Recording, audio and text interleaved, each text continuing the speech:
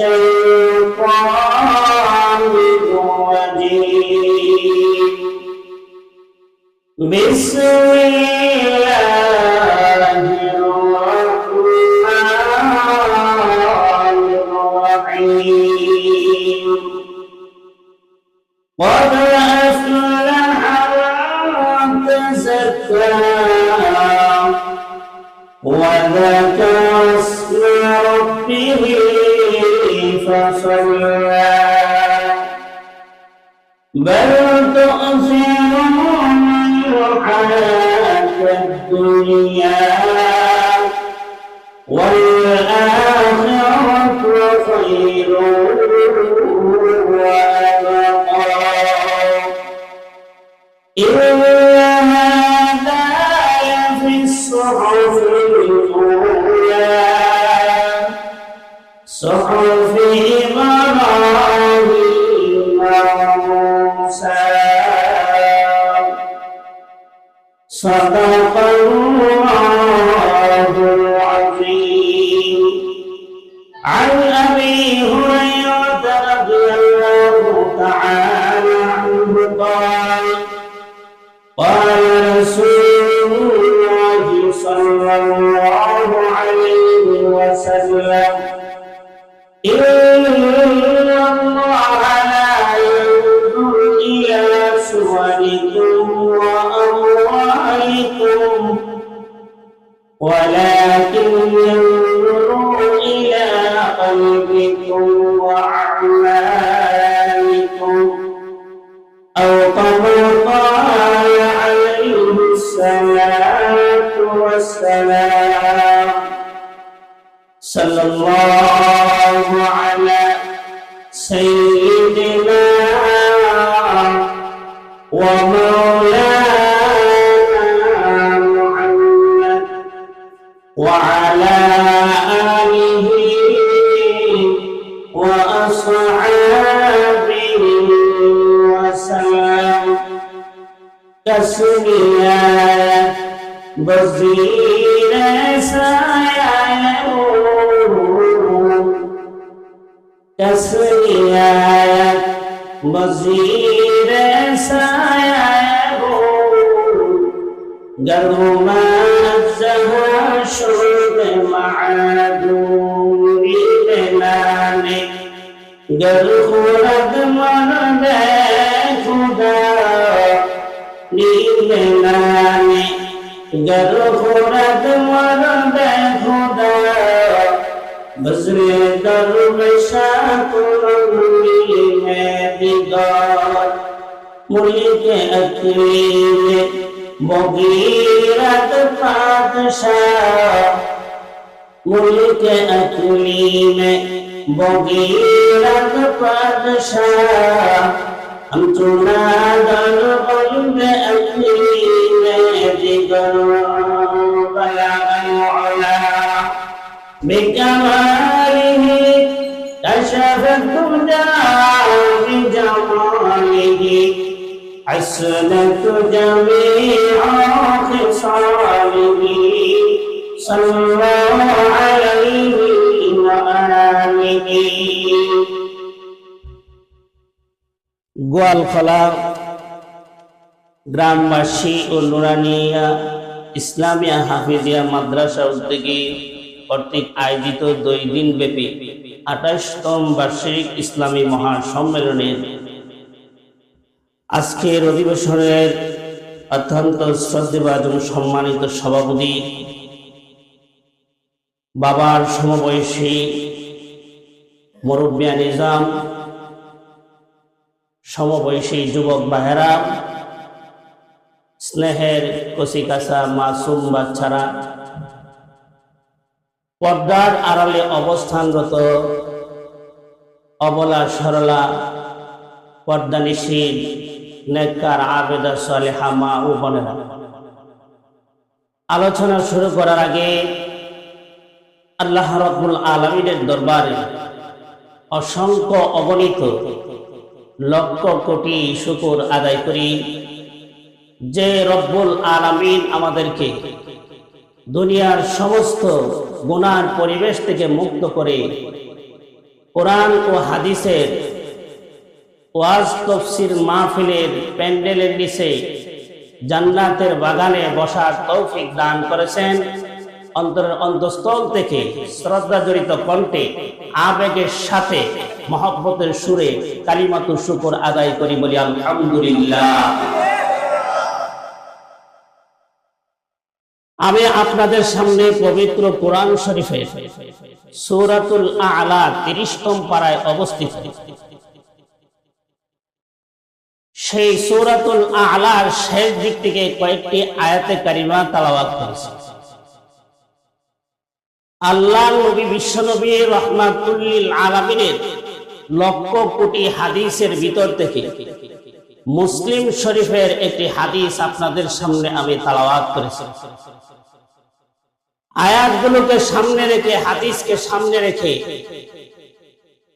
কিছু আলোচনা করার চেষ্টা করব। আল্লাহ যেন আমাকে ইখলাস নিয়ে আমলের নিয়তে, শুধু আপনারা আমল না, আমাকেও ইখলাসের নিয়তে বলা এবং আমি সহ আপনাদের সকলকে আমলের নিয়তে শ্রবণ করার তৌফিক দান করেন বলে আমিন। আর একটু জোরেই তো আমিন বললে যে কি সওয়াব, পৃথিবীর মানুষ যদি জানতো এই আমিনের সওয়াব। আল্লাহর নবী বিশ্বনবী রাহমাতুল লিল আলামিন বলেন, ইমাম সাহেব যখন ওয়ালাদ-দাল্লিন পড়ার পরে মনে মনে আমিন বলে, ওই সময় আসমানে জমিনে আপনি আমার শরীরে যত ফেরেশতা আছে, ডাইরে বামে যত ফেরেশতা আল্লাহ তাআলা নিয়োজিত করে রাখছে, সমস্ত ফেরেশতারাও আমাদের সঙ্গে আমিন বলে। তখন আল্লাহ তাআলা ডাক দিয়া বলেন, এই ফেরেশতারা, এই বান্দাগুলি আমার বিশাল আকারে প্রশংসা করছে, আলহামদু থেকে শুরু করে দিয়ে ওয়ালাদ-দাল্লিন পর্যন্ত পড়ে। এরপরে তারা বলতেছে আমিন। তাদের অপরাধকে তারা স্বীকার করতেছে আর আমার কাছে সরল সঠিক পথে চলার জন্য দোয়া করতেছে। তোমরা সাক্ষী থাকো, তোমাদের আমিন ফেরেশতারা তোমরা যখন আমিন বললা, আমার বান্দারা যখন আমিন বলল, তোমাদেরকে সাক্ষী রেখে আমি ঘোষণা দিয়ে দিলাম, সমস্ত আমিন বলনেওয়ালা বান্দাদেরকে আমি মাফ করে দিলাম। ফেরেশতারা অপেক্ষায় থাকে কখন বান্দা আমিন বলবে। আমি আপনাদের সামনে যে সূরার অংশটুকু তেলাওয়াত করেছি, আলোচনায় ঢোকার আগে কিছু ভূমিকা স্বরূপ কথা আপনাদেরকে বুঝতে হবে। খুব গুরুত্বপূর্ণ তিনটা কথা আমি বলবো। এই তিনটা কথা প্রত্যেকটা মানুষের জীবনের সাথে সম্পৃক্ত। এই তিন কথা যদি কোনো মানুষ না মানে, হাজার লক্ষ ইবাদত করেও কাবা ঘরের হজরে আসওয়াদ পাথরকে সামনে নিয়ে হাজার হাজার রাকাত নামাজ পড়লেও এই লোক জান্নাতে যেতে পারবে না। এমন গুরুত্বপূর্ণ তিনটা কথা আমি আপনাদেরকে বলবো। এর আগে আপনারা যারা একটু দূরে আছেন, ফাঁকা ফাঁকা জায়গা আছে, ফাঁকা জায়গা থাকলে শয়তান এই জায়গাতে ওয়াসওয়াসা দেয়। ফাওয়াসওয়াসা লাহুমুশ শাইতান, শয়তান ওয়াসওয়াসা দেয়। একটু মহব্বতে জিকির করবেন, শয়তান দিল থেকে দূর হয়ে যাবে। শয়তানে বলবে, আরে ভাত খাইছস না, খায়া খায়া ল, হুজুর গোসার ভাই তুই ওয়াজ করব। শয়তানে কব প্রসাব ধরছে না, এরপর কব বাইরে একটু উক্কাবিরি খায়া আবার আইবো মনে। এরকম ভাবে শয়তানে এখান থেকে উঠাই নিয়ে আসলে একটা বন্ধু এমন ধরাই দিব, এই বন্ধুগুলো আপনার বন্ধু দেব। তাহলে এই শয়তানকে আগে আমাদের কাছ থেকে কি করতে হবে? লিকুল্লি শাইইন সিকারাতুন ওয়া সিকারাতুল কলবি লা ইলাহা ইল্লাল্লাহ। আল্লাহর রাসূল বলেন, জওয়ালা রদ দাও কাসি, এগুলোরে ধার করতে হইলে রেট দিয়া কি দেওয়া লাগে? গোসা দেওয়া লাগে। খেত দাইছি আমি তো এই এলাকাতে পড়ে গেছি। আমি কিন্তু আপনারা এই মাদ্রাসার ছাত্র। আব্দুল কাদের সাহেব হুজুর এই মাহফিলের সভাপতি, উনি আমার উস্তাদ। আল্লাহ হুজুরের হায়াতে বরকত দেন বলে আমি নাচতে কইলেন কেন? এই লোকটা ছোট হইতে পারে, সুনাম খেতে এত বেশি নাই, কিন্তু আল্লাহ তাআলা আমার মনটা আজকে কত বড় এটা আমি আপনাদেরকে বলে বোঝাইতে পারবো না। আমার জীবনে আমি যত পিঠা খাইছি পড়াশোনার ক্ষেত্রে, এই মাদ্রাসার সর্বোচ্চ পিঠা খাইছি। আমার গায়ে পিঠা, এত আমার কোনো দুঃখ নাই। এই উস্তাদের পিঠা খাই আজকে আলেম হয়েছি। একসময় ছাত্ররা উস্তাদদেরকে বদদুয়া দেয়, উস্তাদদেরকে ছাত্ররা কষ্ট হয়ে গালি দেয়। ছাত্র যখন যোগ্য হয়ে যায় তখন বুঝে কোন উস্তাদের পিঠা তার জীবনের ভাগ্য পরিবর্তন করে। তিনি সম্মানিত মানুষ, দামি মানুষ। এই মানুষটা যদি হাত তুললে দোয়া করে, আমি খালেদ সাইফুল্লাহ বিজয়নগরী বলতেছি, এই লোকের দোয়ার সাথে সাথে কবুল হয়ে যাবে। ওনার হাতে গড়া তৈরি ছাত্র হাফেজ আজকে সারা দেশে বয়ান করতেছে। আমরাও টুকটাক কিছু করতেছি। গলার আওয়াজ শুনলে বুঝেন না, আওয়াজ করি না, আওয়াজ শুনলে বুঝেন। আমার আগে যে বয়ান করছে আব্দুল কাদের সাহেবের ছাত্র, আমিও আব্দুল কাদের সাহেবের ছাত্র। আগামীকাল যে আয়সা বয়ান করবেন হাফেজ মাওলানা মুফতি মাহফুজুর রহমান ফৈজি, আমাদের ক্লাসমেট, আমরা একসাথে পড়ছি এখানে, সেও হুজুরের ছাত্র, সারা দেশে ওয়াজ করে। আপনাদের দোয়া, আপনাদের এই রাস্তাঘাট, আপনাদের পয়সায় করা এই বাথরুম টয়লেটে, আপনাদের তৈরি করা এই বিল্ডিং এ পয়রা আজকে সারা দেশে ঘুরতেছে। এরা যত দোয়া করবে এর এক অংশ আমরা যদি দোয়া নাও করি, আব্দুল কাদের সাহেব দামাত বারাকাতুহুল আমলনামায় অটোমেটিক পৌঁছে যাবে। আপনারা জন্য যদি দোয়া নাও করি, আপনারা রোড ঘাট, রাস্তাঘাট, এই গোয়ালতলার বাদ আমরা ফেরত গেছি, জল ভূমিয়ার বাইক নামে এই বাদ আমরা দয়া মেহেরবানি আপনাদের মহব্বতে আজকে আমরা এত উপরে উঠতে পারছি। আজকে যে এই চেয়ারে বসে একসময় আব্দুল সুবহান সাহেব ওয়াজ করতো, গাই বালা তার বাসুর বালা, দুধ বালা তার কি বালা, গাছ বালা তার ফল বালা, এই ওয়াজ করতো। আর আমরা খুব মজা করে শুনতাম, হুজুরের ওয়াজ খুব ভালো। কিন্তু আল্লাহ তাআলা কালের পরিবর্তনে আপনাদের দোয়ার বরকতে আজকে আপনাদের সামনে আমাদেরকে বসায় দিয়েছে। আলহামদুলিল্লাহ কইতেন না? আলহামদুলিল্লাহ। তারা গর্ব করে বলতে পারবে আমাদের মাদ্রাসার ছাত্র, আপনার বাইক নাই, হুজুরের ছাত্র, আমরা এলাকার খায় পড়াশোনা। ছেলে বড় হইলে কি বাপের সুনাম কমে না বাড়ে? ও ছাত্র যদি বড় হয় উস্তাদের সম্মান বাড়ে না কমে? মা বাবার সম্মান বাড়ে। আপনাদের সম্মান বেড়ে গেছে, আপনাদের সম্মান অনেক বেড়ে গেছে। আসরের দিন যদি আমাদের কোনো আমল কবুল না হয়, যদি একটা আমলকে গ্রহণ করে আল্লাহ যদি বলে যা জান্নাতে যা, এই আলেমরা, এখানের হাফেজরা আসরের মাঠে আপনাদের সঙ্গে মুসাফার সহিত দেখা হয়ে যায়। আল্লাহর নবী সাহাবে রাহমাতুল লিল আলামিন বলেন, পবিত্র কোরআনে আল্লাহ তাআলা ঘোষণা করে দিয়েছেন, ফারিকুন ফিল জান্নাতি ওয়া ফারিকুন ফিস সাঈর। একটা দল হবে জান্নাতি আর একটা দল হবে জাহান্নামী। জান্নাতীরা ক্রিকেট খেলা শেষে দেখবেন যারা হারে তারাও মুসাফা করে, যারা জিতে, যারা পাস করে তারাও মুসাফা করে। হারনেওয়ালা দলকে মুসাফা করে করে স্বাগতম বিদায় দেয়, দোস্ত মনে কষ্ট নিও না, এইবার ফেল করছো, আগামীতে আবার পাস করতে পারবা, সান্ত্বনা দিয়ে দেয়। এইভাবে মুসাফা করে একজন আরেকজনের কাছ থেকে বিদায় নেয়। আল্লাহর নবী বলেন, সাহাবীরা রে, দুনিয়াতে মুমিন গুনাহগার মুমিন বান্দা বান্দীদের সঙ্গে কিয়ামতের মাঠে যখন আল্লাহ বলবে, ফাদখুলু বিসালামিন আমিন,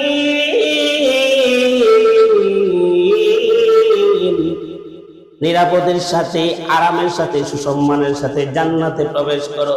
কাতার বন্ধ হইয়া, সারিবদ্ধ হইয়া একে অপরের সঙ্গে চলতে থাকবে।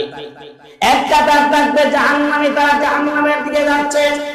আরেক কাতার থাকবে জান্নাতি, তারা জান্নাতের দিকে যাচ্ছে। পাশাপাশি দুইটা কাতার অতিক্রম করবে। ইতিমধ্যে হঠাৎ আরেক দাদা দেখবেন যে বাড়িতে রসিদে খানা খেয়েছিলাম, আমার রসিদ মাস্টার জাহান্নামে চলে যায়। চেহারার দিকে তাকা বলে, আমি তো তোকে কিছুদিন মেহমানদারি করার সুযোগ পেয়েছিলাম রে বাবা, আজকে জাহান্নামী হয়ে যায়। যদি সুযোগ থাকে আমাকে বাঁচায় দাও। এমনি ওই আলেম, ওই কোরআনের হাফেজ টান দিয়া জাহান্নামীদের কাতার থেকে ওই বাংলাকে তার রসিদ মাস্টারকে টান দিয়া নিজের সাথে সামনে আগায় নেবে। ফেরেশতারা সাথে সাথে এসে বলবে, তোমাকে খেয়ে দিয়েছে, এই লোকটা জাহান্নামে, তাকে জাহান্নামে যেতে দাও।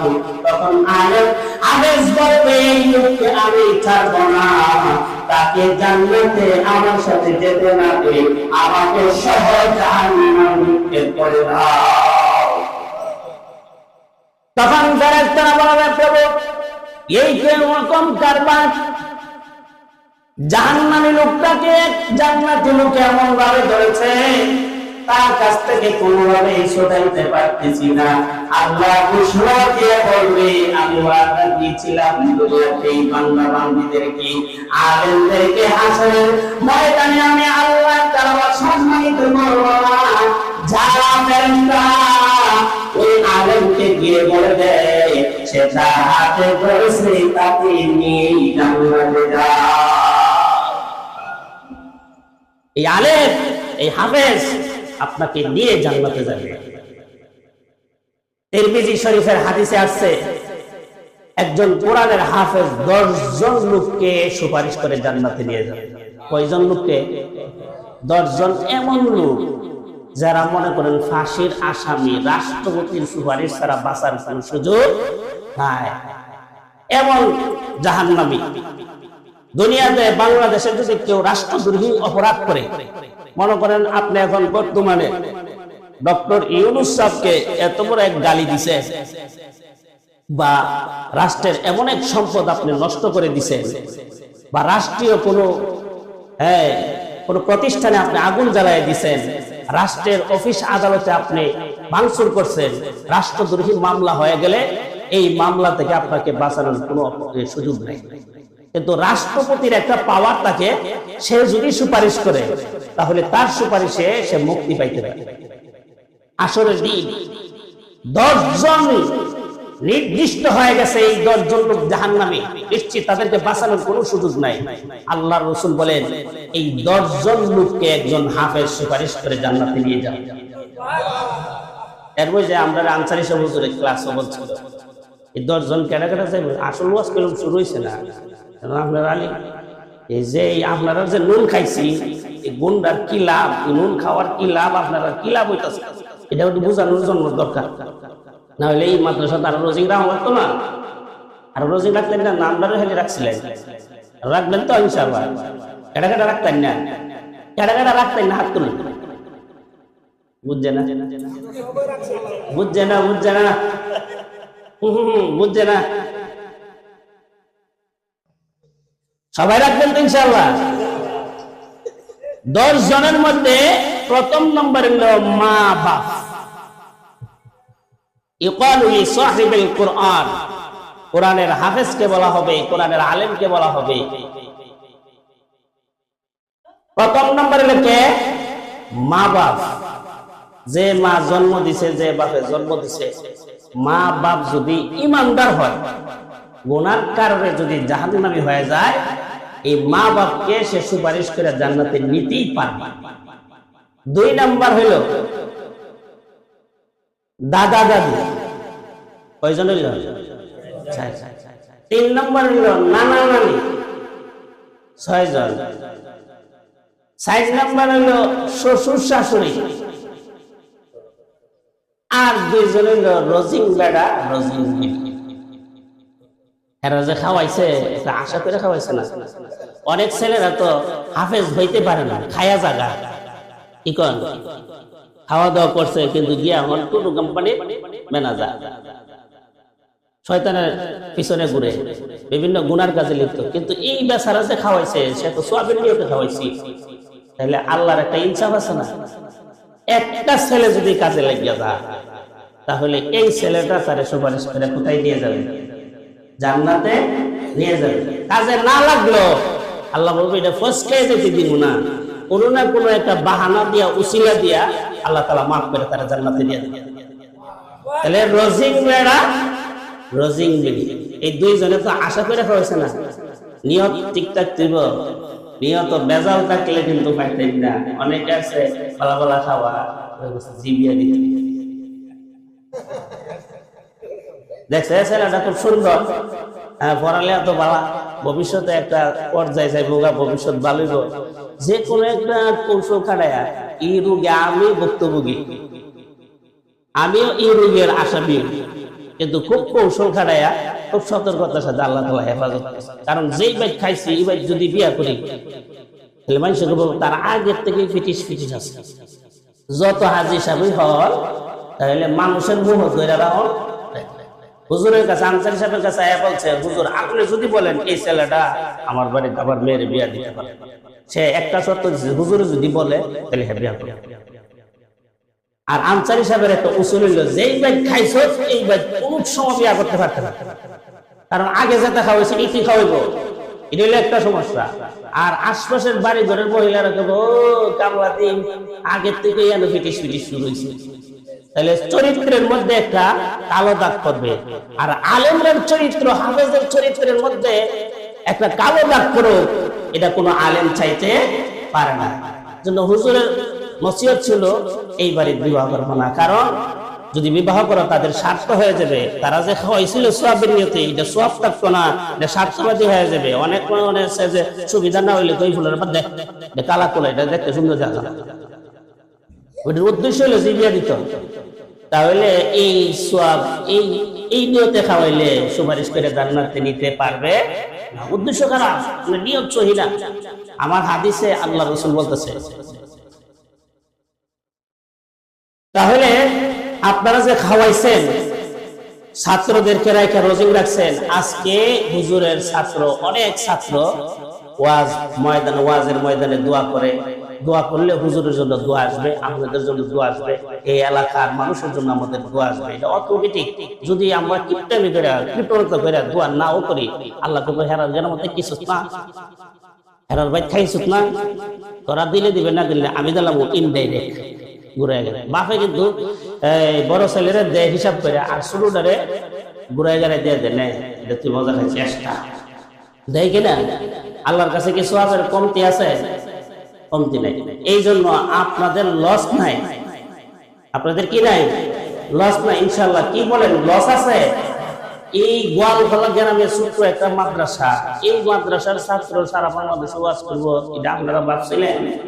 কিন্তু আল্লাহ তাআলা যারা মানুষের বাবার বাহির এটা কইরা দেখাইছেন কিনা? দেখাইছেন।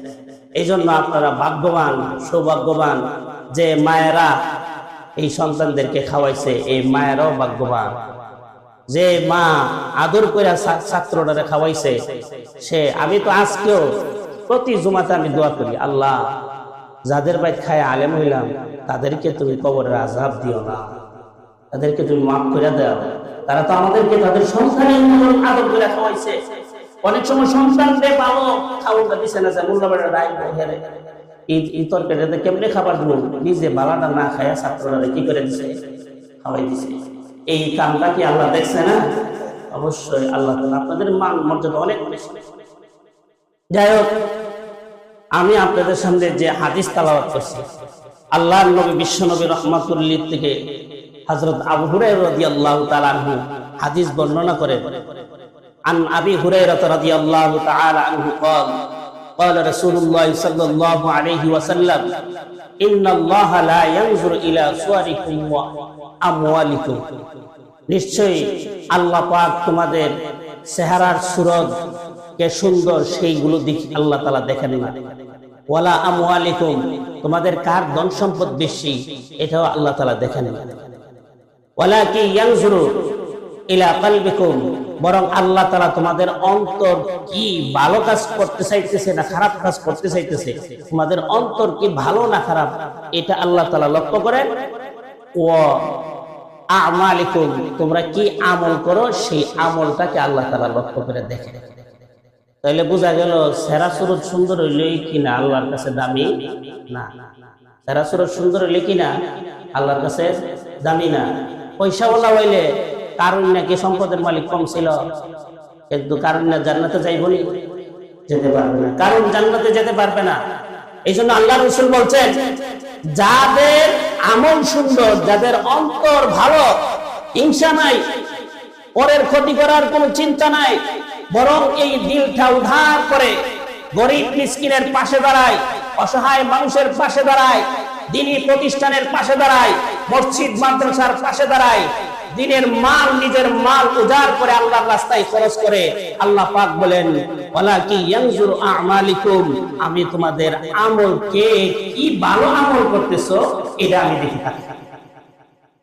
আল্লাহ পাক পবিত্র কোরআনে বলতেছেন الذي خلق الموت والحياة ليبلوكم أيكم أحسن عملا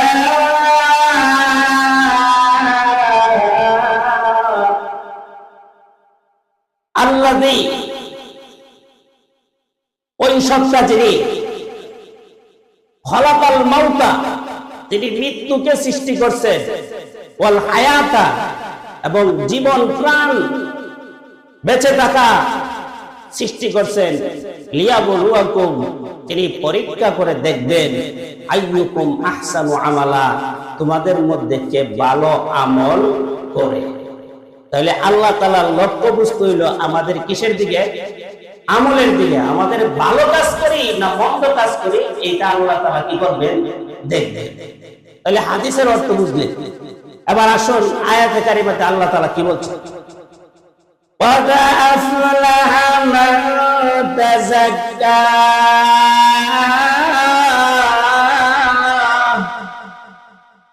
সফল ওই ব্যক্তি যে নিজেকে পবিত্র করতে পেরেছে। وذكر اسم ربه فصلى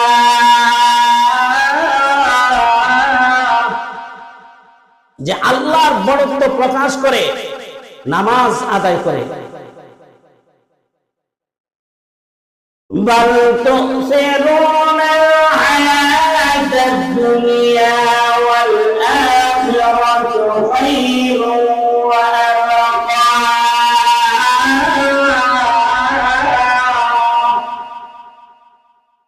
বরং তোমরা তো দুনিয়ার জীবনটাকে প্রাধান্য দাও, অথচ দুনিয়ার এই ধন সম্পদ অট্টালিকা বাড়ি গাড়ি কিছুই থাকবে না। ওয়াল আখিরাতু খায়রু ওয়া আবকা, পরকালের জন্য যা আমল করবে সেইগুলো অবশিষ্ট থাকবে। ইন্না যালিফিস সুহুফিল উলা সুহুফি ইব্রাহিম ওয়া মূসা, এই কথাগুলো যে আল্লাহ তাআলা বলছেন, এই কথাগুলো হযরত মূসা আলাইহিস সালাতু ওয়াস সালামের কিতাব তাওরাতেও ছিল এবং ইব্রাহিম আলাইহিস সালাতু ওয়াস সালামের সহিফার মধ্যে ছিল। সুতরাং এই কথাগুলো তোমরা গুরুত্ব দিয়ে শ্রবণ করো, গুরুত্ব দিয়ে বুঝো। এবার আসুন আল্লাহ পাক বলছেন কদ আফলাহা মান তাযাক্কা, যে নিজেকে পবিত্র করলো। তাফসীর ইবনে কাসিরের মধ্যে হযরত ইবনে আব্বাস রাদিয়াল্লাহু তাআলা আনহু থেকে বর্ণিত কদ আফলাহা মান তাযাক্কা আই তাহহারা নাফসাহু, যেই ব্যক্তি নিজের আত্মাকে পবিত্র করলো, ওয়ালা তাজআলুল্লাহ আনদাদা, আল্লাহর সঙ্গে কাউকে শরীক করলো না, সে তার আত্মাকে পবিত্র করলো। তাহলে আল্লাহর সাথে কাউকে শরীক করলে আত্মা পবিত্র না নাপাক? নাপাক। আল্লাহ পাক নিজেই বলতেছেন ইন্নামাল মুশরিকুনা নাজাসুন, আরেক কেরাতে আছে নাজিস, নিশ্চয়ই মুশরিকরা হলো নাপাক, কারণ তাদের বিশ্বাস আকীদা হইল কি নাপাক। তাদের বিশ্বাস আল্লাহর ব্যাপারে কেন নাপাক?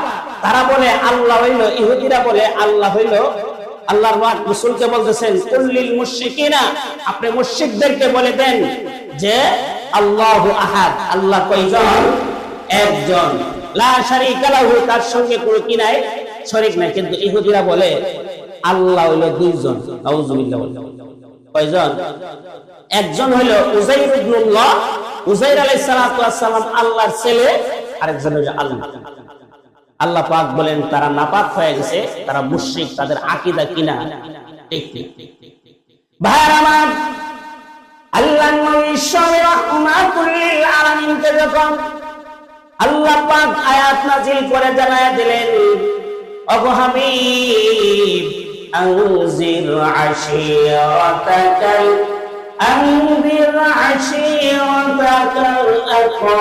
আকরাবিন, আপনি আপনার আত্মীয় স্বজন, পুষ্টি গোষ্ঠী, পরিবার, রক্তের সম্পর্ক, ভাই বোনেরা, বন্ধু বান্ধব যা আছে তাদের সামনে আপনি পড়ে ধরুন লা ইলাহা ইল্লাল্লাহু মুহাম্মাদুর রাসূলুল্লাহ সাল্লাল্লাহু আলাইহি ওয়াসাল্লাম।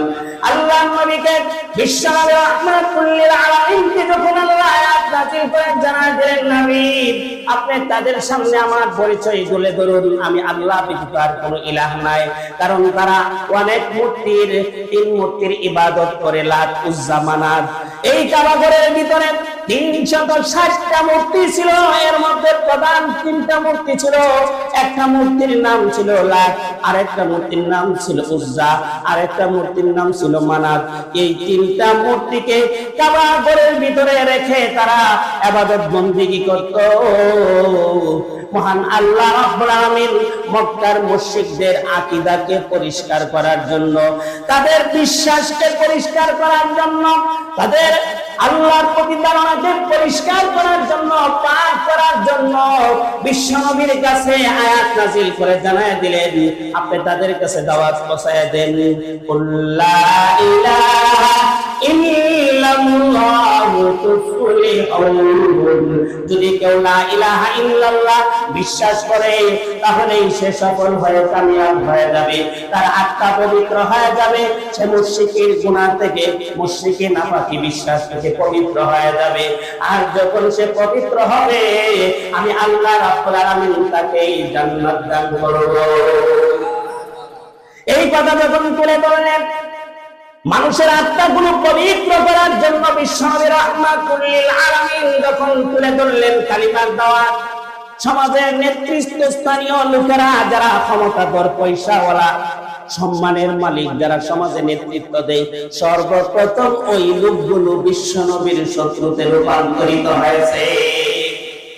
এর মধ্যে একজন পয়সাওয়ালা, ক্ষমতাওয়ালা, যারা সুরত খুব সুন্দর, দেখার মধ্যে খুব আকর্ষণ, খুব ভালো, ওই লোকটা হলেন বিশ্বনবীর চাচা আবু লাহাব। নাম কি বলেন? আবু লাহাব। আল্লাহ তাআলা আবু লাহাবের দুশমনের কারণে তার বিরুদ্ধে কোরআনে সূরা নাযিল করেছেন, তাব্বাত ইয়াদা আবি লাহাবিন ওয়া তাব। আবু লাহাবের উভয় হাত ধ্বংস হোক। কেন? আবু লাহাব কতগুলো পাথর নিয়ে একত্রিত করে।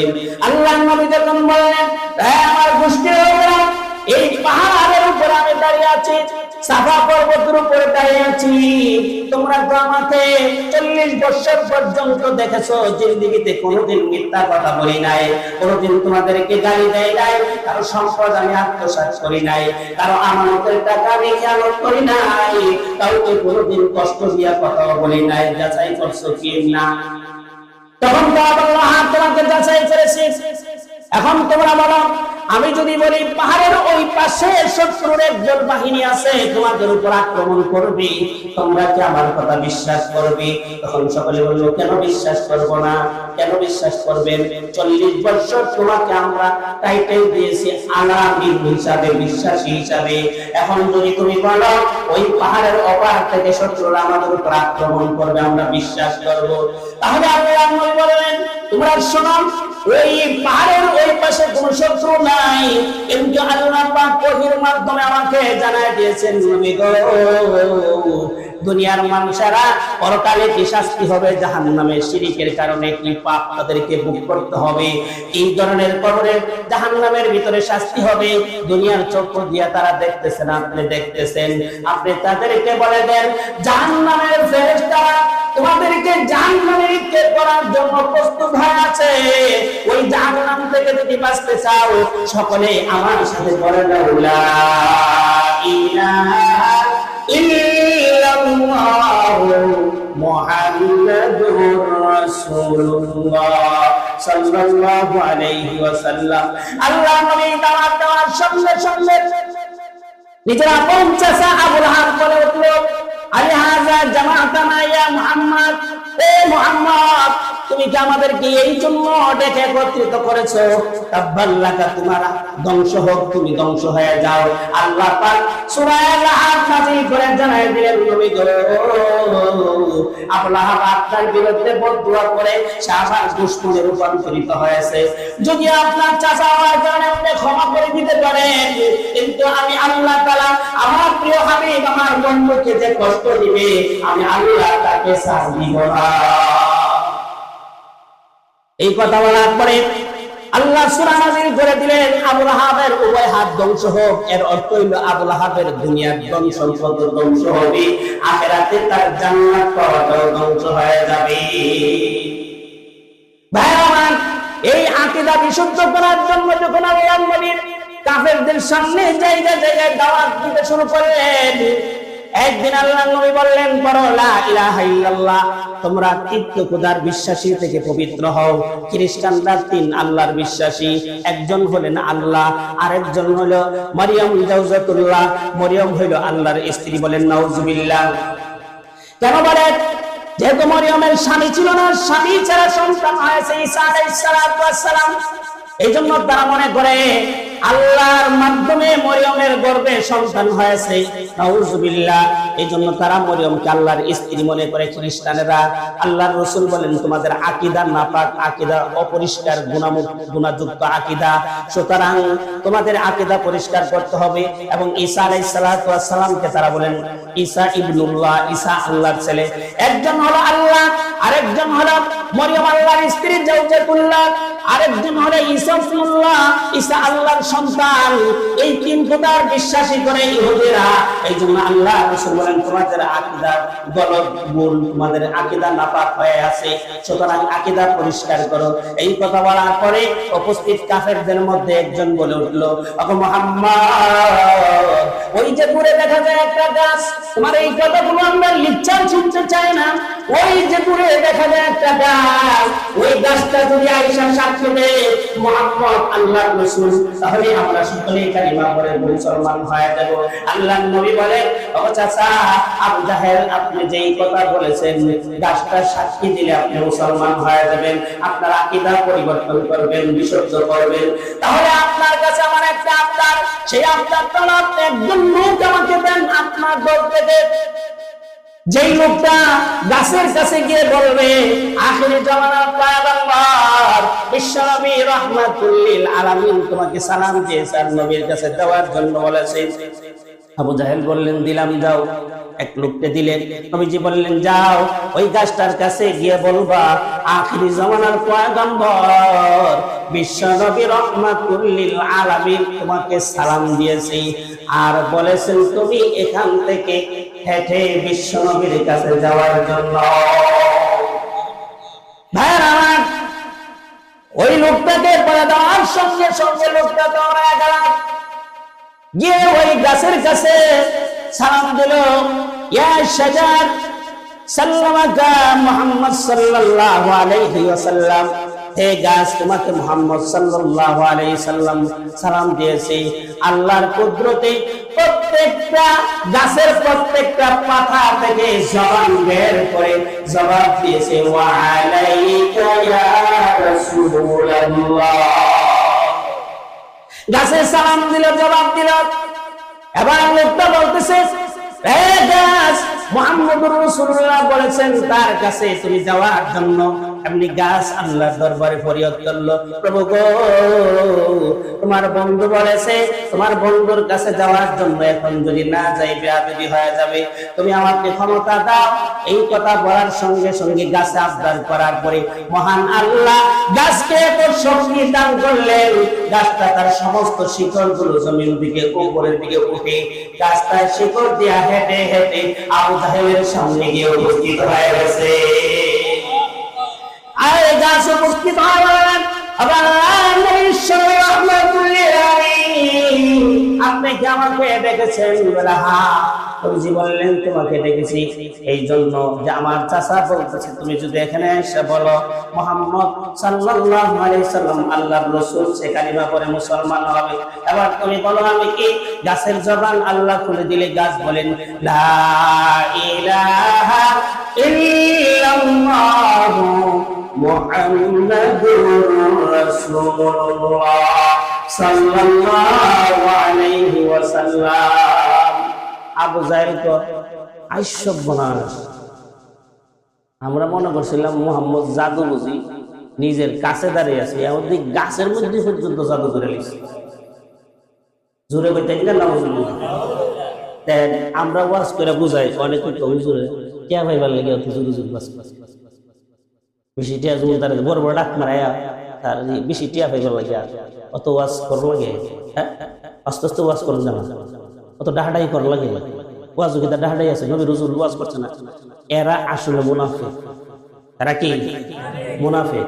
কোরআন হাদিসের কথা বললে যারা মনে করে এই বিভিন্ন দুষ্কৃতি তালাশ করে, বুঝতে হবে এরা মুনাফিক, এরা কি নাই, ঈমান নাই। তাহলে আবু জাহেল কি দোষে? মুহাম্মদ তার উচিত ছিল এই এত বড় মুজিজা দেখার পরে নবী যে মুহাম্মদ রাসূলুল্লাহ যে সত্য নবী, আল্লাহ যে একজন, এই কথা বিশ্বাস করে মুসলমান হয়ে যাওয়া। কিন্তু সে বিঘ্নে গিয়ে বিপক্ষ অবস্থা তৈরি করে সে বলতেছে মুহাম্মদের জাদু এখন গাছ পর্যন্ত গিয়ে পড়েছে। এটা কি জাদু? যে আল্লাহ তাআলার পক্ষ থেকে নবীজিকে কি দেওয়া হয়েছে? মুজিজা দেওয়া হয়েছে। কি দেওয়া হয়েছে? নবীদের মাধ্যমে যদি কোনো বড় ধরনের ঘটনা ঘটে, আশ্চর্য ধরনের, এটাকে বলা হয় মুজিজা। আর ওলিয়া উলিয়াদের মাধ্যমে যদি কোনো ঘটনা প্রমাণিত হয়, এটাকে বলা হয় কেরামত। কেরামাতুল আউলিয়াই হাক্কুন। ওলিদের দ্বারা অনেক সময় কেরামত প্রকাশ পায়। এই জন্য আমরা দেশের অনেক বন্ডরা ওলিরে বানাইলা আল্লাহ সাথে। আল্লাহ যেমন গায়েব জানে, আমার নাইম বাবাও গায়েব জানে। জোরে পাইতেন না? জোরে বলেন নাউজুবিল্লাহ। আল্লাহ যেমন গায়েব জানে, গণিশা বাবাও কি জানে? গায়েব জানে। আল্লাহ যেমন গায়েব জানে, কেল্লা বাবাও কি জানে? গায়েব জানে। তাহলে আল্লাহর যে গুণ, গায়েব অর্থ হইল যে জিনিস ভবিষ্যতে ঘটবে, ঘটে নাই, অতীতে ঘটছে, ভবিষ্যতে ঘটবে, এই সমস্ত জ্ঞান কার হাতে? আল্লাহর হাতে। এটা কোনো মানুষ জানতে পারে না, নবীরাও কি করতে পারে না? জানতে পারে। তাহলে যদি এই কথা বলে যে মুহাম্মদ কি জাদু করছে, মুহাম্মদের জাদুর শক্তি দেখো এখন গাছ পর্যন্ত গিয়ে পড়ছে, তাহলে বোঝা গেল সে হেদায়েত গ্রহণ করতে চায় না হেদায়েতের বিপক্ষে যেতে চায়। হেদায়েতের বিপক্ষে যেতে চায়। এই জন্য আবু জাহেল সবচেয়ে নিকৃষ্ট একটা প্রাণী। এই আবু জাহেলের অত্যাচারের কারণে রাসূল মক্কা ছেড়ে মদিনাতে হিজরত করতে হয়েছে, দেশ ছেড়ে বিদেশ যেতে হয়েছে। সেই আবু জাহেলের বাড়িতে এখন বাথরুম হইলে জালেমদের বাড়ির মধ্যে কি হয়? বাথরুম হয়। আর আল্লাহ পাক বুঝাই দিয়েছেন যে সমস্ত জালেমরা জুলুম করবে, এরা যদি দেশ থেকে বাইগা যায়, এরার বাড়ি কি বানাইবা? বাথরুম বানাইবা। তাহলে উপযুক্ত বিচার গেল। যে জুলুম করছে না, কত আলেমরে উজুর পানির পরিবর্তে প্রস্রাব করে বদনাদা পানি দিছে। কত আলেমের প্লেটের মধ্যে তারা প্রস্রাব করে দিছে। যে সমস্ত আলেমরা হাত তুলে দোয়া করলে আল্লাহর আরশ কাঁপত। সেই সমস্ত আলেমদেরকে ডান্ডা মেরে পড়িয়ে তারা, সেই আলেমদেরকে নারী নির্যাতনের কলঙ্কের দাগ দিয়ে তারা হত্যা করেছে। তারা এমন কোন সেক্টর নাই জুলুম করে নাই, সেই জালেমদের পরিণতি আসতে দেশ ছেড়ে তারা পালাতে বাধ্য হয়েছে। মুসলমানরা সেতে না, সেতলে কি করে সার ও বুড়া কামড় দিলে দিনে ডাক না দিলে সার। আলেমুল আমার বহু নির্যাতন শেষ পর্যন্ত আলেমরা আল্লাহর কাছে দোয়া করছে, আল্লাহ আব্দুল মুত্তালিবের দোয়া করছে, আব্রাহার হাতি নিয়ে এসে কাবা ঘর ভেঙে লাগবে, আমরা তো শক্তি নাই, অস্ত্র দিয়া তাদের সঙ্গে মোকাবেলা করার শক্তি নাই, আল্লাহ তুমি তোমার ঘর রক্ষা করো। এই কথা বলে আবু তালেব নিজের হাড়ি ফাতিল গুড়া ডেকডিস্কি উট এরপরে দুম্বা ইতান রয়ে গেছে গা পাহাড়ের উপর। আব্রাহার তুমি আইসা কাবা ঘর ভেঙে। আর আবু তালেব আব্দুল মুত্তালিব কাবা ঘরের সত্তরে বৈশা দোয়া করিস, আল্লাহ এই জালেমের বিপক্ষে মোকাবেলা করা আমার শক্তি নাই, তুমি তোমার কুদরতি বলো, তোমার ঘর তুমি রক্ষা করো, আমার মানলে আমি পাহাড়ে গেলাম। আল্লাহ তাআলা বললেন যাও, তোমার সমর্থনের বাহিরে গেছে, এখন কার দায়িত্ব? আল্লাহ দায়িত্ব। আবাবিল পাখি দিয়া আবু লাহাবের আবাবিল পাখি দিয়া আব্রাহার বাদশার হাতিগুলোকে ধ্বংস করে আল্লাহ ইতিহাস করে দিয়েছেন, জালেমদের কোনোদিন জয় নাই। জালেমদের কি নাই? জয় নাই। আলেমরা হাত তুলে দেওয়া, আল্লাহ এই জালেম যেইভাবে আমাদের উপর নির্যাতন করতেছে, তার সঙ্গে আমরা যুদ্ধ করে তার সঙ্গে মোকাবেলা করে পারবো না, তুমি আসমান থেকে ফায়সালা করো। আল্লাহ তাআলা আলেমদের বদদুয়ার কারণে এই জালেম দেশ থেকে খাবার খাইবার সুযোগ পায় নাই, বাধ্য হয়ে দেশের ঘরের পিছনের দরজা দিয়ে পালাতে বাধ্য হয়েছে। এদেশের মুসলমানরা ইসলামকে ভালোবাসে, এদেশের মুসলমানরা ইসলামকে লালন করে, এদেশের মুসলমানরা ইসলাম নিয়ে বেঁচে থাকতে চায়। মূর্তির নগরী বানানোর কোনো কি নাই, সুযোগ নাই। যে এই মূর্তি ভাঙার জন্য আল্লাহ রাসূল নিজেই দাওয়াত দিয়েছেন লা ইলাহা ইল্লাল্লাহ। এইজন্য আমাদের আকীদা কি করতে হবে? এক নম্বর পরিষ্কার করতে হবে। কিন্তু ভাই, আমাদের সমাজে কিছু ভণ্ড নামদারি মুসলমান তারা আমাদের ঈমান চুরি করতেছে। কিভাবে? তারা বলতেছে আল্লাহ যেমন গায়েব জানে, নবীও কি জানে গায়েব জানে। আল্লাহ যেমন গায়েব জানে, ফিরও কি জানে গায়েব জানে। কফিস সাহেব, তোমার কবরে আমার গাউসে পাকের দরবারে যদি তুমি মরিতে হও, আমার গাউসে পাক তুমি কবরে যাইতে দিলে হবে, আমার গাউসে পাক দিয়ে তোমাকে উদ্ধার করতে দিতে হবে। আরে বারে, তোর গাউসে পাক তো আজরাইল যখন তোর গাউসে পাকের সামনে আসছিল ভয়ঙ্কর স্বরূপ নিয়ে, তখন বিছানার মধ্যে বস্ত্র পায়খানা করে দিয়েছে। ওই গাউসে পাক তো কোনো মুসলমানকে বাঁচাইতে পারবে না। একমাত্র কে বাঁচানোর মানে? আল্লাহ। এই ভণ্ডগুলো আমাদের ঈমান চুরি করে নিয়ে যাচ্ছে। তারা বলে গাউসে পাক। আচ্ছা, এটা কি যে মানুষ আকল নাই সেও বুঝে, কোনো মানুষ কি কোনো মানুষের কবরে গিয়ে সুপারিশ করার সুযোগ আছে? কিন্তু এরপর আমরা কিছু মানুষ আছি হুজুকি শুনছি কত বড় একটা কথা বলছে। ছোট্ট একটা গল্প কমনি। এক ব্যক্তি বলে সৌদি আরব থেকে লম্বা জুব্বা টুব্বা লাগাইয়া পাগড়ি টাগড়ি লাগাইছে। বাংলাদেশে তো পাগড়ি পাঞ্জাবি দেখতে মনে করে বড় হুজুর। তখন গেছে আত্মীয়র বাড়ির বেড়াইতে, তো মা ওই জিজ্ঞেস আছে, পুত্রা তুমি অত বড় আলেম কবি থেকে হইলে আমরা জানি না। পাগো, আমি তো সৌদি আরব, এটা পোশাক এমনি ফিনতে এটা পোশাক না, আমি সব কথা। তুমি অত বড় আলেম হইছো, তুমি ওয়াজ করবো লাগবে কেমন শর্মে কম না? পাগো না, আমি তো বুঝুন না না, এটা করলে কিন্তু কাম নাই। তুমি আজকে ওয়াজ করা লাগবে, তোমার ওয়াজ শুনবো নাকি? আমরা অনেকদিন ধরে আশায় বয়ে দিচ্ছি। বেচারা বাদ দয়া করেছে, বেচারা হয়েছে। তো ওয়াজ না করলে খাওয়া হতো তো না, মাওয়ার বেটাইছে খাইতে জমা লাগবো, তাই ওয়াজ করতেছে। যখন বাড়ি থেকে আমার বিদেশের সামানা গলে বিটকিছে বরে, যখন আমি সের কবার লাগাই, আমার মা কান্দে, আমার বাবা কান্দে, আমার চোখ দিয়ে পানি পড়া শুরু করছে। যখন গাড়িতে উঠলাম ঘুমাও, তখন আমার মনটা আনচান করতেছে আমি তাই যাওয়ার জন্য, কিন্তু রিজিকের তালাশে দেশ ছাড়তে হয়েছে। এয়ারপোর্টের ইমিগ্রেশনের ভিতরে যখন ঢুকলাম, দেখি অনেক মানুষ ওই বিশাল বিমান দিয়ে যাওয়ার জন্য প্রস্তুত হয়ে যাচ্ছে। আমার মা আমার বাবা আমার দিকে তাকিয়ে আছে। তাদের ছোট পানি আমার ছোট পানি, মন মানে না, তারপর বাধ্য হইয়া সৌদি আরবে আমাকে যেতে হয়েছে। সৌদি আরব গিয়া বিছানা নাই, কে আমাকে দেখবে? এই দিদিটা মা ওই কাইন্দা গুলা করে সব আরেক মহিলা যদি চাইছে তোমার পুত্রা ওয়াজটা কি তা করলো, তো ওয়াজ তা করছে, কি সুর দিছে বেড়া, কত হাদিস কয়া কথা কইতাছে, তুমি কি কি ইতা ওয়াজ পাওয়া যাব? আমরা দেশে যে ওয়াজ করতে হুজুরা ই ওয়াজ করে, হুজুরা খালি ঢাড়াই করে, এই ইতা ওয়াজ পাইবা? এর ফায়দা এমন এক কথা কয়া কইছে যে আমি হঠাৎ খবর পাইলাম আমার তালুই মারা গেছে। বিনি কইছে সুবহানাল্লাহ। তো এটি মহিলা জিজ্ঞাসা যে তুমি যে সুবহানাল্লাহ বলে তোমার জামাই মরে গেছে, তুমি সুবহানাল্লাহ বলতে না ইন্না লিল্লাহি কইবে? পরে আমি কি তানের সুরে, আমি তো হিদিকে গেছি, আমি হারি তানের খবর আছে। এই তানের সুরে আমরা বন্ধদের ফাঁক দিয়া যে বন্ধরা যে আমাদের ইমান নিয়ে যাইতেছে, এটা আমাদের কি নাই, খবর নাই। একমাত্র গায়েবের খবর কে রাখে? আল্লাহ পাক নিজেই বলতেছে হুয়াল্লাহু আল্লাযী লা ইলাহা ইল্লা হুয়া রাহমানুর রহিম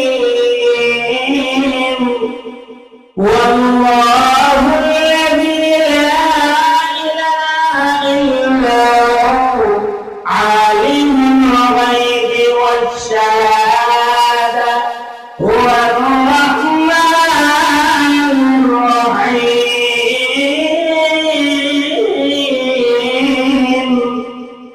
ওই রহমান আল্লাহ, যিনি চিরঞ্জীব, যিনি চিরসত্য, যার কোনো ক্ষয় নাই, যিনি কোনোদিন ধ্বংস হবে না, সেই রহমান ওয়ার রহমানুর রহিম আলিমুল গায়বি ওয়াশ শাহাদা, অদৃশ্যের খবর রাখা, অদৃশ্যের ভবিষ্যতে কি ঘটবে না ঘটবে, ভবিষ্যতে অতীতে কি ঘটেছে না ঘটেছে, এই সবগুলোর খবর জানে ওয়ার রহমানুর রহিম, তিনি বলেন রহমান আল্লাহ রাব্বুল আলামিন। এখন যদি আল্লাহ গুণ আপনি যদি দিয়া দেন ফিসাব বলেন যে ফিসাবও গায়েব জানে, তাহলে হাসরের দিন আল্লাহ জিজ্ঞেস করবে তুই ই ওয়াজ করে কইতে পারবে গায়েব জানবার ফিসাব বলতে আয় আল্লাহ ইয়া নাফসি, আমি এই কথা জীবন বলি। তাহলে তোর মুরিদরা যে কইল আল্লাহর আবেগে কইছে, তাহলে আবেগে কইলে তার আকীদা নষ্ট হইছে, জাহান্নামে নিয়ে যাবে। তাহলে এক নাম্বার আমাদের আকীদা কি করতে হবে? পরিষ্কার করতে হবে। এক নাম্বার আকীদা কি করতে হবে? পরিষ্কার। قد أفلح من تزكى أي طهر عقيدته ولا تجعل الله أندادا, আল্লাহর সঙ্গে কাউকে কি করা যাবে না, শরীক করা যাবে না। দুই নাম্বার আল্লাহ রাসূল বলেন আকীদা পরিষ্কার করতে হলে মান তাশাহাদা আন্নী রাসূলুল্লাহ, যে সাক্ষী দিবে যে আমি আল্লাহর রাসূল, তার আকীদা কি হবে? পরিষ্কার হবে। কিন্তু আমরা তো সব কাইদা নিয়ে আসি, আরে আপনারা জানেন না রমজানে যে কাইদা নিয়ে আছে, ফখরে বাংলা রহমাতুল্লাহ কাইদানির বিরুদ্ধে লড়াই করেছে। এখন যে শিমাইল গান্ধী মাদ্রাসা আছে, কান্দিপাড়ার যে শিমাইল গান্ধী যে মাদ্রাসাটা আছে, তাহফিজে খতমুল নবুয়াত, এটা কাইদানির এলাকা ছিল। কাইদানির সঙ্গে লড়াই করে এই ব্রাহ্মণবাড়িয়া আলেম তৌহিদি জনতা এখান থেকে তাদেরকে তারাইয়া কাইদানির মসজিদে মাদ্রাসা হচ্ছে, এই জায়গার মধ্যে মাদ্রাসা করা হয়েছে। কাইদানিদের বিশ্বাস হইল, তারা মনে করে আমরা নবী শেষ নবী না, তারা মনে করে আরেকজন নবী হইল শেষ নবী গোলাম আহমদ কাদিয়ানী। 3 বার মেট্রিক পরীক্ষা দিয়ে ফেল করছে। যেই ব্যক্তি 3 বার পরীক্ষা দিয়ে ফেল করছে, হ্যাঁ নবী হওয়ার যোগ্যতা আছে? আমরা নবী দুনিয়ার কারো কাছে পড়ছে পড়ে না। এই গোলাম আহমদ কাদিয়ানীকে ইংরেজরা যেই সময় ব্রিটেনের লোকেরা ভারতবর্ষ বাংলাদেশ সহ পাকিস্তান, বাংলাদেশ, ভারত, শ্রীলঙ্কা, এইভাবে ভুটান এই সমস্ত রাষ্ট্রগুলি একটা ছিল, তখন ইংরেজরা এই দেশে গোলাম আহমদ কাদিয়ানীকে বলছে মুসলমানদের মধ্যে একতলাপ সৃষ্টি করার জন্য, মারামারির জন্য তুই নবী দাবি করবি, এর বিনিময়ে তোর মোটা অঙ্কের বাতা, তোর পরিবারের যা খরচ আছে আমরা দিয়া যাবো, তোর উপর হামলা আসলে আমরা নিরাপত্তার ব্যবস্থা করবো। তাকে তারা পয়সা দিয়ে কি বানাইছে? নবী বানাইছে। তখন সে দাবি করলো আমি নবী। কিভাবে নবী? আল্লাহ কোরআনে বলছে শেষ নবীর নাম হইল আহমদ, আর আমার নাম গোলাম আহমদ। নিজে নিজে দলিল বানাইছে। ওই যুগে বড় আলেম ছিলেন আতাউল্লাহ বুখারী। নাম কি? আতাউল্লাহ বুখারী। নাম ওই আতাউল্লাহ বুখারী। বুখারী শরীফের নাম টাইটেল পিছনে আছে, ছোট আলেম না, বড় আলেম। আতাউল্লাহ বুখারী তার কাছে গেল, গিয়া বলল, তুই যে নবী দাবি করলি, তোর নবী দাবি করার দলিল কি? আল্লাহ তাআলা কোরআনে বলছেন শেষ নবী হবে আহমদ, আমার নাম গোলাম আহমদ, আমি গোলাম শব্দটা একটা দিছি, এখন শুধু আহমদ আছে, আমি শেষ নবী। আতাউল্লাহ বুখারী রাহমাতুল্লাহ আলাইহি বলেন, তাহলে তো নবী হইলে তো নবীর কাছে জিবরাইল আসে, ওহী আসে, সূরা নাজিল, কোরআন নাজিল, তোর কাছে এমন কিছু নাজিল হয়নি? হ্যাঁ নাজিল হইছে। তো কিতাব নাজিল হইছে, এটা সূরা কো। তখন গোলাম আহমদ কাইদানি নিজের থেকে সূরা বানাইছে। নাউজুবিল্লাহ কইতেন না, কি সূরা বানাইছে কইতাম নি? এই সূরা বানাইছে আল কাদিয়ান আল কাদিয়ান ওয়া মা আদরাকা মাল কাদিয়ান আল কাদিয়ান খায়রুম মিন আলফি ইউদান। এক কইতাছে আল কাদিয়ান মাল কাদিয়ান কি জানো? আল কাদিয়া সূরা আছে না, এটার সাথে মিলে মিলে আদি বানাইছে আল কাদিয়ান মাল কাদিয়ান। আল্লাহ বলেন আল কাদিয়াতু মাল কাদিয়ান, পরাঘাত। পরাঘাত কি আপনি জানেন? অর্থাৎ কিয়ামতের আগে একটা ভূমিকম্প হবে, ভয়াবহতা সৃষ্টি হবে, এই সম্পর্কে আল্লাহ পাক রাসূলকে বলতেছেন, আপনি কি জানেন? এইটার সাথে ওসব মিলায়া আরবি বানায় বলতেছে আল কাদিয়ান মাল কাদিয়ান। তোমরা কি জানো কাদিয়ান কি? ওমা আদরাকা মাল কাদিয়ান, কাদিয়ান কি তোমরা জানো? আল কাদিয়ানু খায়রুম মিন আলফি বিলদান, কাদিয়ান হইল 1000 গ্রাম থেকে শ্রেষ্ঠ। কি হইল? তখন আতাউল্লাহ বুখারী বলে, হেরেতে বালা শয়তানি করছে, এদি মুসলমানদের ঈমান একবারে ধ্বংস করে দিব। নবীর ব্যাপারে এরকম ভণ্ড আকীদা সে সৃষ্টি করতেছে, তারে এমনে সাইজ করে দিত না। তখন আতাউল্লাহ বুখারী বলে, আচ্ছা তুই নবী কেমনে হইছস? বলে আমার নাম হলো গোলাম আহমদ, গোলাম কাইটা দিছি, এখন আমার নাম আহমদ, সুতরাং আমি শেষ নবী, শেষ নবীর নাম হলো আহমদ। আতাউল্লাহ বুখারী বলে, আমার নাম হলো আতাউল্লাহ বুখারী, বুখারী বাদ দিলাম, আতা বাদ দিলাম, এখন বাকি রয়েছে কি? আল্লাহ। আতা বাদ দিলাইছি, বুখারী বাদ দিলাইছি, বাকি রয়েছে কি? আল্লাহ। তাহলে আতাউল্লাহ, আতা বাদ দিলাইলাম, বুখারী বাদ দিলাইলাম, এখন আল্লাহ। আমি আল্লাহ হইয়া তোর মতন নষ্টরে নবী বানাইছি না। কি আকলের জবাব দিছে দেখছেন? তখন তো হাক্কা হাক্কা আছে। এরা যদি কোরআন হাদিস দিয়ে দলিল দেন, বন্ডরা কোরআন হাদিস দিয়ে দলিল দিলে এরা কি করতে চায় না, মানতে চায় না। বাবা যেমন, বাবার যেমন কেরামত আছে, নবীরও কেরামত আছে। বাবা যেমন নবী তেমন। যে না আল্লাহ আল্লাহ কাল্লাই কাল্লাহ কাল্লাই আল্লাহ আল্লাহ কাল্লাহ এরকম কয় কিনা?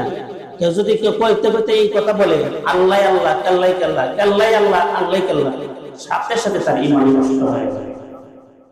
তাহলে রাসূলের ব্যাপারে বিশুদ্ধ আকীদা হইলো আমাদের নবী কি? শেষ নবী। বলেন আমাদের নবী কি? আল্লাহ পাক নিজে বলতেছে যে মা কানা মুহাম্মাদুন আলা আহাদিন মির রিজালিকুম ওয়ালাকিন রাসূলুল্লাহি ওয়া খাতামান নাবিয়্যিন।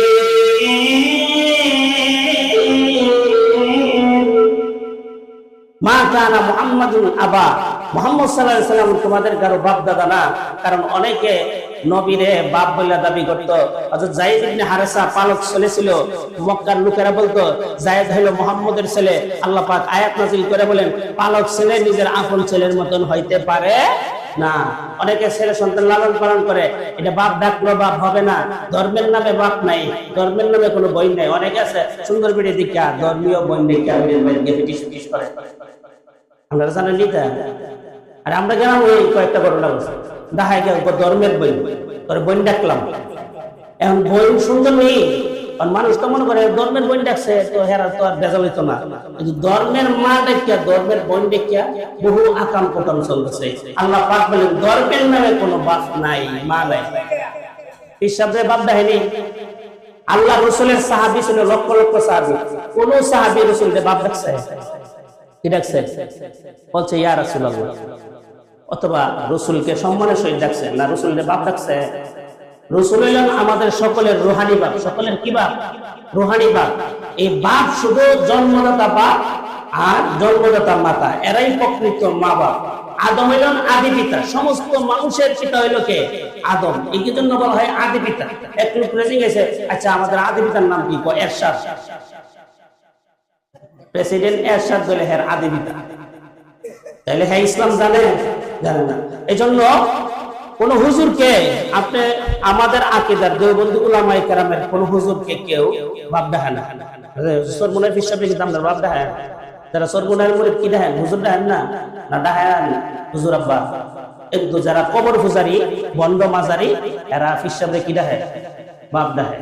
ধর্মের নামে বাপ দেখার কোনো কি নাই, সুযোগ নাই। মক্কার কাফেররা বলতেছে মুহাম্মদের ছেলে যায়েদ ইবনে হারেসা পালক ছেলেরা তারা রাসূলের সাথে নাম সংযুক্ত করে দিয়েছেন। তখন আল্লাহ তাআলা আয়াত নাযিল করে বললেন মুহাম্মদ সাল্লাল্লাহু আলাইহি ওয়াসাল্লাম তোমাদের কারো বাপ নয়, ধর্মের নামে কোনো কি নয়, বাপ নয়। যায়েদ ইবনে হারেসা তার পালক সন্তান, এটা সন্তান, এটা কোনো ধর্মের নামে কোনো বাপ নয়। সুতরাং যায়েদ ইবনে হারেসা তোমার আপন সন্তান নয়, আর আপনি হলেন শেষ নবী। শেষ নবী এর কথাটা আল্লাহ তাআলা বোঝানোর জন্যই এই আয়াতটা নাযিল করেছেন।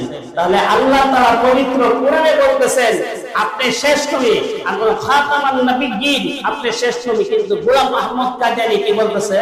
নবী কিনা? শেষ নবী না, সে বলতেছে আমি হলাম শেষ নবী। আমি এই জন্য কাদিয়ানীরা কাফের। কাদিয়ানীরা কি? জোরে বলেন, কাদিয়ানীরা কি? কাফের। কাদিয়ানীদের সঙ্গে যারা আত্মীয়তা করবে তারাও, তাদের আকীদা হওয়ার কারণে, তাদের সাথে মনোদর্শ গ্রহণ করার কারণে তারাও কাফের। এই জন্য আমাদের এক নাম্বার পবিত্র করতে হবে আকীদাকে। মান তাহহারা আকীদাতুহু আই তাহহারা নাফসুহু, যে তার আকীদাকে পরিশুদ্ধ করবে। কিভাবে? ওয়ালা তাজআলুল্লাহ আনদাদা, আল্লাহর সঙ্গে কাউকে শরীক করবে না। ওমান তাশহাদা আন্নী রাসূলুল্লাহ, যে ব্যক্তি আমাকে রাসূল হিসেবে সাক্ষ্য দিবে, শেষ নবী হিসেবে সাক্ষ্য দিবে, তার বিশ্বাস, তার আকীদা পবিত্র হইল। তাহলে এক নাম্বার বুঝলেন, প্রথম আল্লাহর ব্যাপারে বিশ্বাস কি রাখতে হবে? পবিত্র রাখতে হবে। ইহুদিরা যে বলল আল্লাহর ছেলে আছে, আল্লাহ পাক বলেন লাম ইয়ালিদ ওয়া লাম ইউলাদ, আল্লাহর কোনো ছেলে সন্তান নাই, আল্লাহ কারো কিনা সন্তান না। তাহলে এক নাম্বার বুঝলেন। কথাগুলো তিনটা পয়েন্ট বলবো, এরপরে শেষ করে দিব। এক নাম্বার হলো আকীদা কি থাকতে হবে? পরিষ্কার থাকতে হবে। দুই নাম্বার হলো মান আকাদা আফলাহা মান তাযাক্কা, যে ব্যক্তি নিজেকে পবিত্র করলো, আই তাহহারা আমওয়ালাহু, যেই ব্যক্তি সম্পদ কামাই করতে গিয়ে সম্পদকে হালাল পন্থা উপার্জন করলো, যেই ব্যক্তি সম্পদ কামাই করতে গিয়ে হালাল পথে উপার্জন করলো, ব্যয় করতে গিয়ে হালাল পথে ব্যয় করলো, হালাল পথে উপার্জন করলো, হারাম পথে ব্যয় করলো, আল্লাহ পাক বলেন বান্দারে তোর মাল পবিত্র হইল না।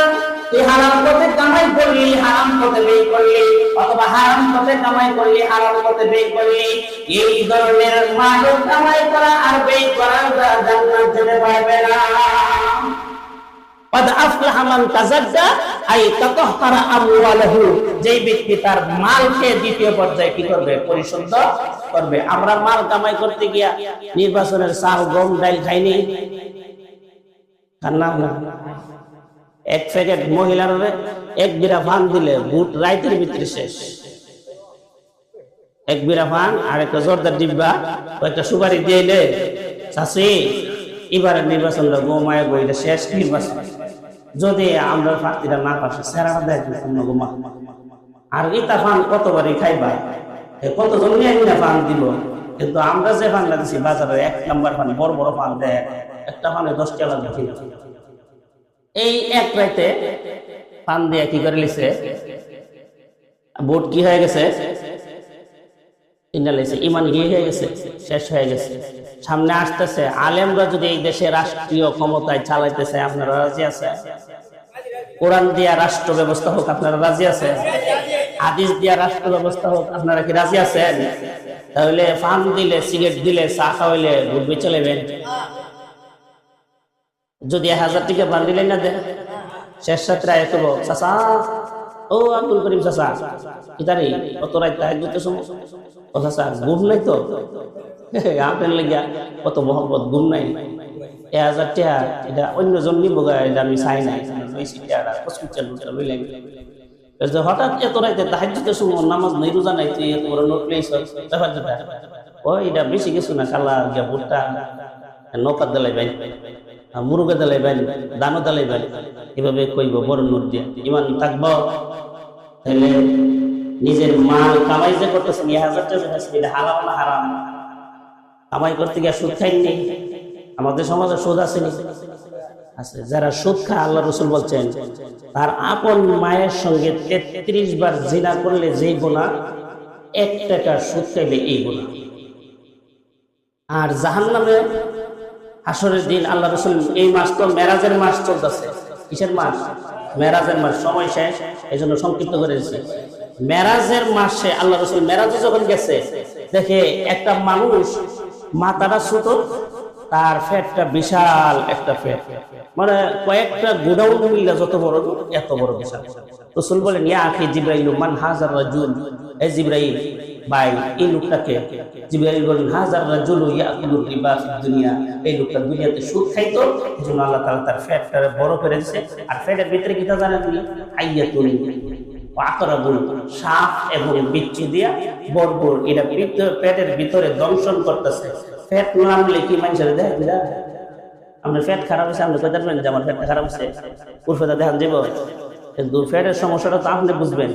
আসলে দিন তার পেটের যে শাস্তি হইতেছে এটা অন্য কেউ বুঝবে না, কিন্তু সে দেখতে। এই জন্য দুনিয়াতে মানুষ 70 ফ্যাট বড়। একজন কয়েছে আপনার তো ফ্যাট বড়, আপনার তো ফ্যাট তো বড়, তাহলে 70 ফ্যাট। আমরা কি হালাল খাই না হারাম খাই? 70 ফ্যাটের সাইজ আছে, ফ্যাটটা থাকবো বড়, শরীরের সাথে কি থাকতো না, মিল থাকতো না, শুধু ফ্যাটটা বড় হয়ে যাবো না, সেরা সোরা শুকাই থাকবো, আর শরীরের আটটি আটফাল কি থাকবো, শিকল থাকবো। ফ্যাটটা আনি বড় যেমন কি মিল হইলেছে এরকম এরকম থাকবো। সুদ খায়া জান্নাতে যাওয়ার কোনো কি করতে পারবেন না, আশা করতে। তাহলে সুদ খায়া পয়সা কামানো হালাল না হারাম? এই হারাম মাল কামাই করা থেকে কি থাকতে হবে? বিরত। ঘুষ খাওয়া আর রাশি ওয়াল মুরতাশি কিলাহুমা ফিন্নার। সমাজের সর্দার হইলে মনে করে এবার একটা বিজনেস খুলছি, একজন আইবো আর 5000 লোক সর্দারি করে ঘুষ খায়নি। আল্লাহ রাসূল বলেন, যে ঘুষ দিছে যে নিছে দুজন কোথায় যাবে? জাহান্নামে যাবে। তাহলে মাল পবিত্র করতে হবে, হালাল পন্থা কামাই করতে হবে, হালাল পথে ব্যয় করতে হবে। 3 নাম্বার হলো মান তাহহারা নাফসাহু, মান তাহহারা বাদানহু, তার শরীরকে পবিত্র করতে হবে। শরীরে কি করতে হবে? আপনি নামাজ পড়তে চাইছেন, শরীরের পোশাক নাপাক, শরীর নাপাক, নামাজ হবে? তাহলে 1 নম্বর হলো আকীদা পরিষ্কার করতে হবে। 2 নম্বর হলো হালাল মাল দিয়া রিজিক খাইতে হবে, হালাল মাল গ্রহণ করতে হবে, হালাল পথে উপার্জন করতে হবে, হালাল পথে ব্যয় করতে হবে। 3 নম্বর হলো এই হালাল মাল হালাল রিজিক খাইয়া এরপরে আপনি যখন শরীর নাপাক শরীর নিয়ে যখন নামাজও দাঁড়াবেন, তখন আপনার নামাজ পড়লে নামাজ হবে। আর যদি নাপাক শরীর নিয়ে নামাজ পড়েন, যে শার্ট কিনছেন এই শার্টটা হইলো ঘুষের টেহা, যে লঙ্গি ভিন্ডা গেছেন এটা হইলো সুদের টেহা, যে জাঙ্গা ভিন্ডা গেছেন এটা হইলো বিধবা বেডির এই বাতার টেহা, যে টুপি ভিন্ডা গেছেন এটা হইলো আইডি কার্ড করতে গিয়ে ঘুষ খাওয়ার টেহা। আপনি নামাজ সারাদিন পড়তে পারবেন, নামাজ কি হবে না, আল্লাহর কাছে কোনো কাম হবে না। আকীদা নষ্ট, নামাজ পড়লে কোনো কাজ হবে না। মাল হারাম খায়া ইবাদত করতেছেন, কোনো কাজ হবে না। শরীর নাপাক, প্রস্রাব পায়খানা বা নাপাক জিনিস লাগছে, এই নাপাক নিয়ে আপনি যদি নামাজ পড়েন, নামাজ হবে হবে না। পোশাক যেটা কিনছেন এটা হালাল পয়সা না হারাম পয়সা কিনা, এই হারাম পয়সার পোশাক দিয়ে নামাজ পড়লে নামাজ হবে না। তাহলে আমাদের কয়টা জিনিস পবিত্র রাখতে হবে? 3টা। 1 নম্বর হলো আকীদা, তাহহারা আকীদাতুহু। 2 নম্বর হলো মান তাহহারা আমওয়ালুহু। 3 নম্বর হলো মান তাহহারা জাসাদুহু, যে তার শরীরকে পবিত্র করবে। এই 3 পবিত্রতার মাধ্যমে যেই ব্যক্তি নিজেকে পরিশুদ্ধ করবে, আল্লাহ পাক বলেন সেই ব্যক্তি জান্নাতে যাবে। এজন্য আমরা পবিত্র করতে রাজি আছি কিনা? আপনাদের কাছে শেষ একটা আবদার, যারা যুবক ভাইরা আছেন নিয়ত করেন ইনশাআল্লাহ দাড়ি রাখা দিবেন। দাড়ি রাখা এটা হলো একটা নবীর সুন্নাত। আর সালাম কালাম বেশি করা, একে অপরের কি করা, সালাম বিনিময় বেশি করা। আল্লাহ তাআলা আপনাদের হায়াতে বরকত দান করুক। এই এলাকার যত মুরব্বীরা দুনিয়া থেকে বিদায় হয়ে গেছে সকলের কে আল্লাহ তাআলা জান্নাত নসিব করুক। যে সমস্ত মা বোনেরা ছাত্রদের খেদমত করতেছে আল্লাহ তাআলা তাদের পরিবারের ধন সম্পদে আল্লাহ বরকত দান করুক, মা বোনদেরকে সুস্থ রাখুক, যুবক ভাইদেরকে আল্লাহ তাআলা এই প্রতি বছর এই মাহফিলকে ভালোভাবে উন্নতভাবে সুন্দরভাবে সকলকে নিয়ে যেন করতে পারে সেই তৌফিক দান করে আল্লাহ তাআলা সকলের মনের আশা পূরণ করুন। মা আলাইনা ইল্লাল বালাগ। আসসালামু আলাইকুম।